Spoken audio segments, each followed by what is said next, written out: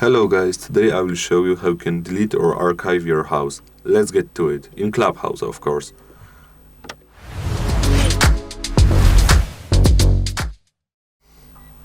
Okay, so the first thing you need to do is you need to go to set your profile and you need to enter your house.